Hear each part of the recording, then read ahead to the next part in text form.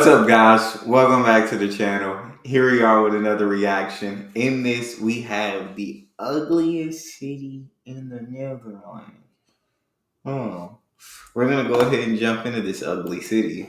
Before we do, if you guys happen to enjoy, please don't forget to subscribe, give the video a thumbs up. Also, if you'd like to support the channel by becoming a member, all you gotta do is hit that join button and receive your exclusive benefits. Let's check the city out. Made it to Almere, a city that is to some the ugliest in the country.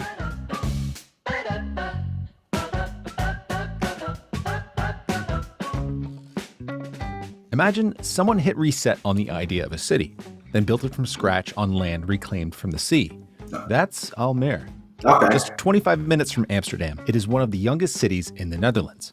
Born in the late 1970s, designed for modern life on a flat, blank canvas. No medieval streets, no ancient history, just bold urban planning, clean lines, a whole lot of bike paths, and a lot of bland buildings make up what some consider to be the ugliest city in the Netherlands. Almere. Talk to me in the comment section. Anybody live in Almere that watch these videos? Anybody visited Almere? What's it like through your eyes? Naturally, the infamous reputation convinced me to visit because I had to see for myself if it does indeed live up to it. Right up front, I have to say, I was surprised by how much I liked this place. But before we explore Almere of today, we should see its history. While it isn't ancient, it's worth exploring because I believe it gives us an insight on the city's reputation. After the Second World War, the Dutch government was looking for ways to relieve overcrowding in its major cities. With brand new land reclaimed from the sea, the area that would become the province of Flevoland was the perfect place to start. One of the most ambitious projects was a new town planned in Zuidelijk Flevoland. Early sketches referred to it as Zuidweststad or Southwest City, but by the late 1970s, the name had changed to Almere, inspired by the medieval name for the Zuiderzee, Lake Almere. It's hard to believe, but the very first house in Almere wasn't built until 1976, less than 50 years ago. Since then, Almere has grown rapidly. Over the decades, 6 distinct neighborhoods have been developed, each with its own character, and together they make up the Almere we know today. What was once seabed is now one of the fastest growing urban areas in the Netherlands, with an expectation to grow by 50% in the next 25 years. But for a city that is an integral part of the country's growth strategy, it has picked up a reputation of being ugly, boring, and void of culture. I mean, as he's driving through or riding through, I've yet to see anything ugly about it. So I'm just waiting to see where the ugliness is supposed to come from. And the best way to illustrate how it got there is simple. Ask the Dutch why. So here are a select few comments that I think paint the picture pretty succinctly. Almere hasn't got an old soul like older cities. It's a large, modern suburb for Amsterdam. Because it's an artificially built and designed town without any cultural history, making it ugly. Just see it on a map and you see how everything is designed on the drawing board. The buildings are ugly, so is the city center. Also, poor people being associated with Tokies out of Amsterdam who couldn't afford housing there moved to Almere in the 90s. But I kept seeing the same things over and over. It's new, has no soul, the buildings are ugly, and some associate it with lower class folks. But what did I see? First of all, let me get the bad news out of the way. I did immediately find it ugly. It is quite sprawling, and I was not only catcalled on my way to Almerestad, I was told by the concierge of the hotel that it was probably a bad idea to lock my bike to a well-lit bike rack in the city square. Not a great start. Yeah. I don't like hearing that. Like, somebody that live there tell you, hey, don't put your bike there. Hey, what's that? What's wrong there? Y'all got a problem with these? What's the situation? Is it the ugliest city in the Netherlands? I can't answer that. I don't know if anyone really can, but is it ugly? Absolutely, in places. Riding around reminds me of Houten, or many of the new neighborhoods surrounding the older cities.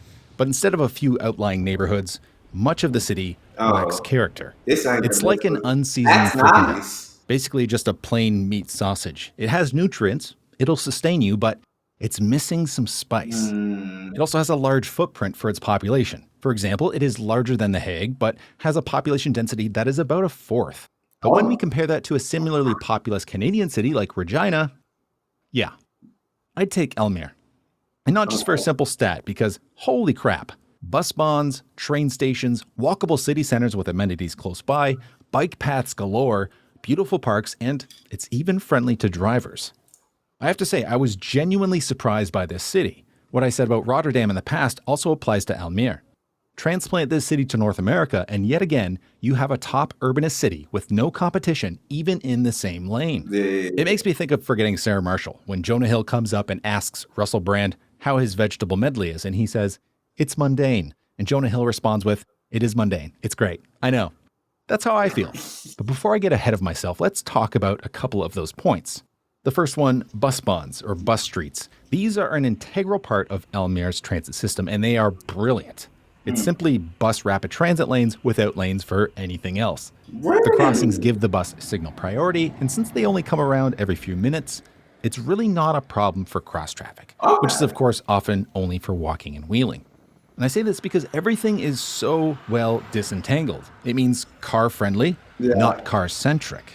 You can easily take your Mm, car to other parts of the city, but within neighborhoods, it's discouraged like you'd expect from the best Dutch cities. yeah, But it's cool how they absolutely cater to every single mode of transport. Like you got options at how you want to get around. You can choose. It doesn't have to be just by car or just by bike or just by bus or just by metro. You can choose. I'd even say Almere is people centric, but it really just feels like a well balanced city. And while we're here, let me pose a question to the Dutchies watching. Where is the car centric hellhole? I've seen plenty of comments like this, and spoiler alert, I have found nothing that came close to that description along my entire trip. So if you know, please tell me. I loved the parks I visited. The sounds, the beautiful trees, and the waterside rest stops make for great places to go for a stroll or hang out. And even this, a bike path lined with cherry blossom trees, obviously not in bloom here, but an example of adding some unique character to neighborhoods. Like the cool houses nearby, it's not just filled with bricked boxes. Though I was surprised not to find anything that harkened back to the older styles, like what you see in Houten. But there is a real freshness to it, and you really notice it, especially along some of the bike paths. Like this one I'm on here, brand spanking new, brand new. It's so smooth. It's really It nice. does look This is good. the Spoorbaan pad, dedicated cycling expressway running straight through the heart of the city. And it's just one example of the exceptional infrastructure that forms a well-connected network, thoughtfully designed from the ground up. It So I'm absolutely does look like a very nice bike path. Very well built. I mean, it's the Netherlands, dog. Everything is gonna be very well built. Riding around Almere for, I don't know, maybe two.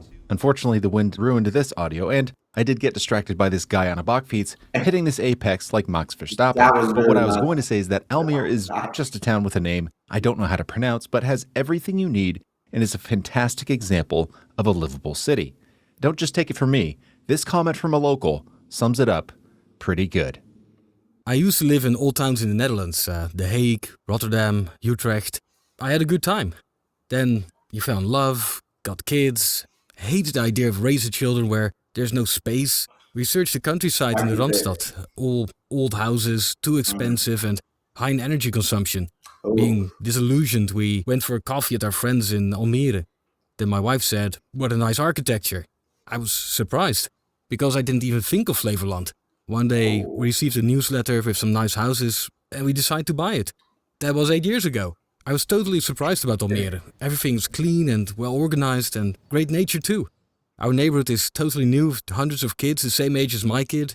My wife has a lot of social activities, and Oh. well, they're both very happy, and when they are happy, I'm happy too. Come on now. Preach it. It's a place for people to settle down, raise a family, and even grow old.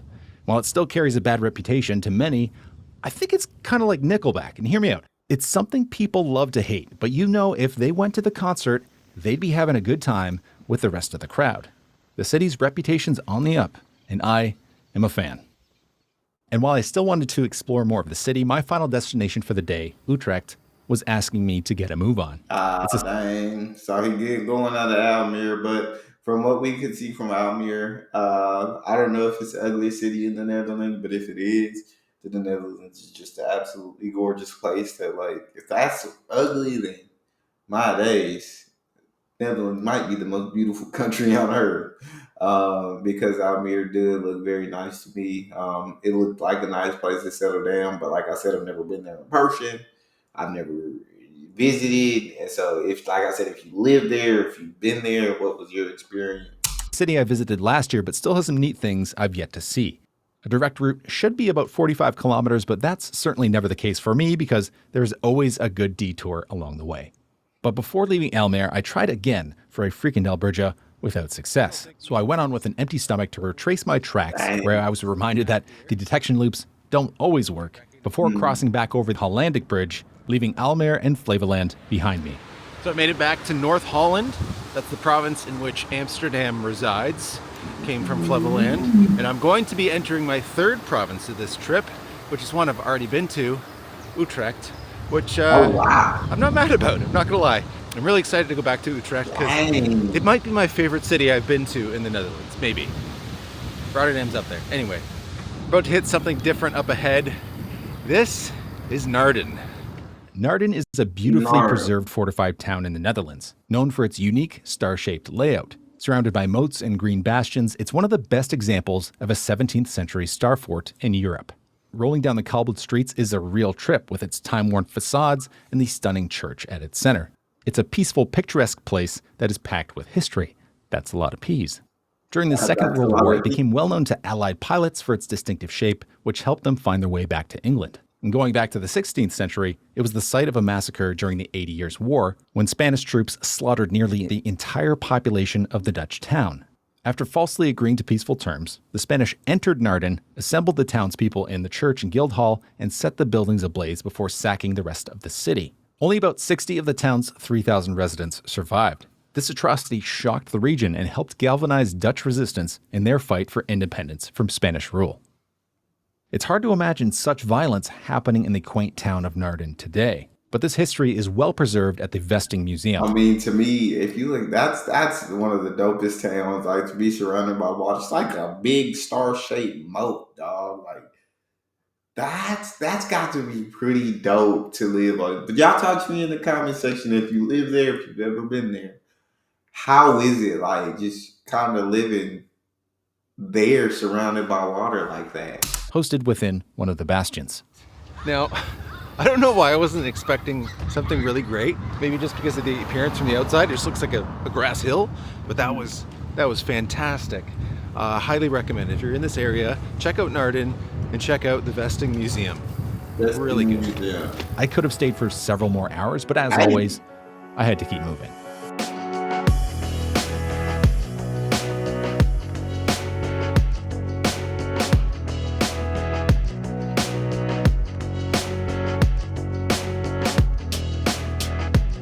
So I'm passing through the town of Hilversum, not because it's a quaint town on the way to Utrecht, but because of this tunnel. This is the Alexia Tunnel in Hilversum, and it's pretty cool because it's not just one tunnel, it's two tunnels stacked on top of each other. Now this one obviously is for bikes and pedestrians, but below me is a tunnel for cars. That's so cool. The Alexia Tunnel was built to replace a level railway crossing, and instead of demolishing people's homes to make room for an underpass wide enough to accommodate traffic, they got creative and decided to construct the country's first stacked tunnel. And another really cool thing about this, you can really see this across the country. The Dutch take opportunities to lay down some art. And here, there's artworks on the walls of the bike tunnel, and it's composed of over 1 million holes. 1.75 million holes to be precise. Designed by Louise Hessel, it is meant to evoke the feeling of dappled light, filtering through trees, creating a calming and natural atmosphere for cyclists and pedestrians passing through.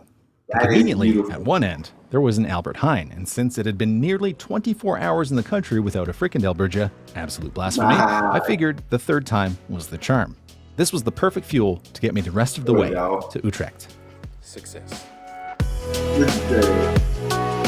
Is the Frikandelbrugge that good? I would love to do that. He's making me want to try one. I absolutely want to try one.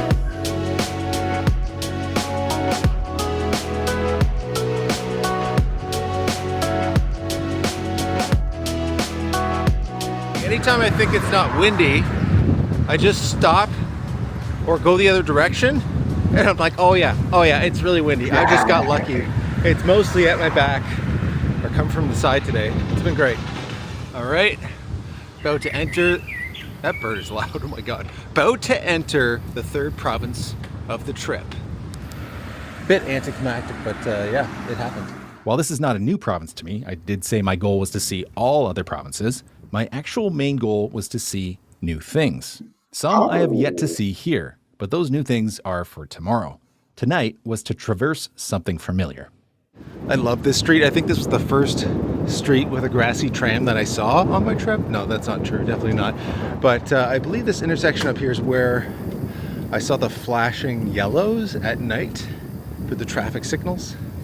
Anyway, the place I'm staying is right nearby. And this was it, a lovely little backyard cabin right on the Kramme Rhine. I am on day 2 of my bike trip. It looks like that is all we have for this video.